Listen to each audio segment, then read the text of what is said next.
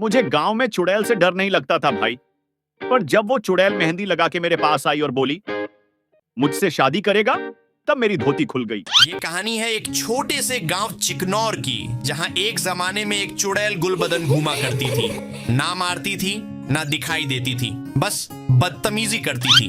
उस चुड़ैल से लोग डरते भी थे और कभी कभी आपस में थोड़ा हंसी मजाक भी कर लेते थे। और मैं ही वो लड़का हूं जो उस चुड़ैल से एक रात टकरा गया। और आज आप लोगों को उस गुलबदन चुड़ैल के बारे में बताने जा रहा हूं। मैं बेचारा गांव का छिछोरा लड़का, गुलबदन चुड़ैल, थोड़ी पुरानी, थोड़ी नॉटी, लेकिन फुल बेशरम भूतनी। फूफा जी हर चीज में बोलते हैं मैं जवान, मैं रेसलर था। पंडित धागा राम, फेक बाबा जो चुड़ैल से ज्यादा लोगों को डराते हैं।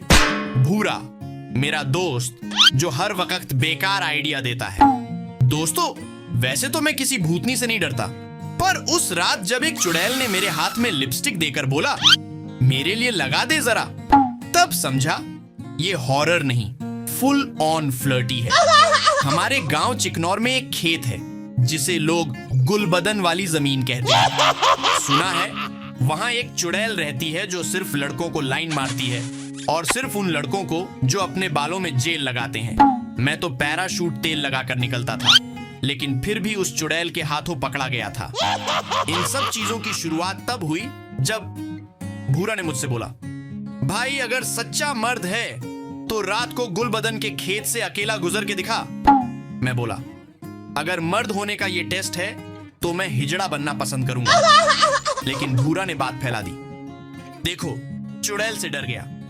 गांव के सारे छोरे मुझे देखकर हंसने लगे। फूफा जी भी ताना मारने लगे। जब मैं जवान था चुड़ैल मुझे देखकर घायल हो जाती थी। मैं बोला फूफा जी आपको देखकर तो मुझे लगता है कोई कुतिया भी घायल ना हो। इन सब लोगों के दबाव में रात के 12 बजे मैं गुलबदन के खेत में पहुंच गया। वहां गहरा अंधेरा, सन्नाटा, और तभी एक पतली सी आवाज आती है, ओ हेलो हैंडसम। मैं बोला भूरा तू है क्या?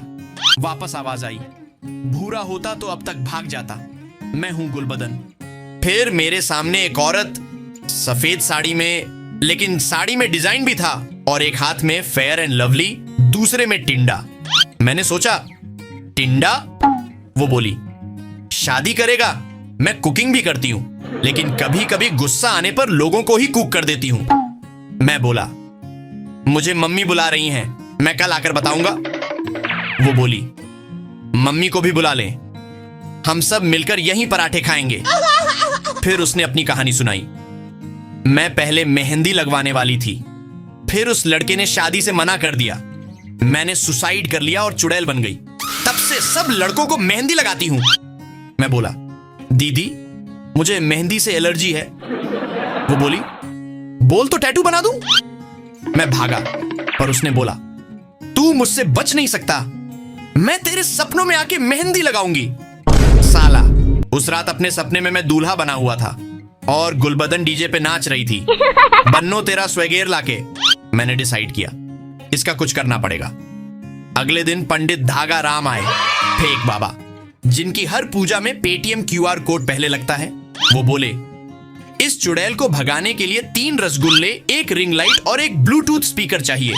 मैं बोला भेंचोद ये चुड़ैल भगाने आया है या यूट्यूब का शूट करने? लेकिन बाबा ने जो कुछ मंगवाया मैं सब ला कर दिया, पर चुड़ैल गई नहीं।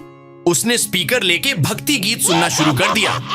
बाबा ये सब देखते ही पीछे के रास्ते से चुपचाप भाग गए और वो 3 रसगुल्ले भी ले गए। हम लोग भी जैसे तैसे वहां से भाग निकले। लेकिन अब सुनने में आता है वो चुड़ैल रोज सुबह पुराने गाने सुनती है और शाम को उन्हीं गानों पर रील बनाती है। दोस्तों क्या तुम्हारे साथ कभी ऐसी कोई चुड़ैल वाली घटना घटी है? तो कमेंट्स में जरूर बताना, और वीडियो को लाइक और चैनल को सब्सक्राइब कर लो। बाय।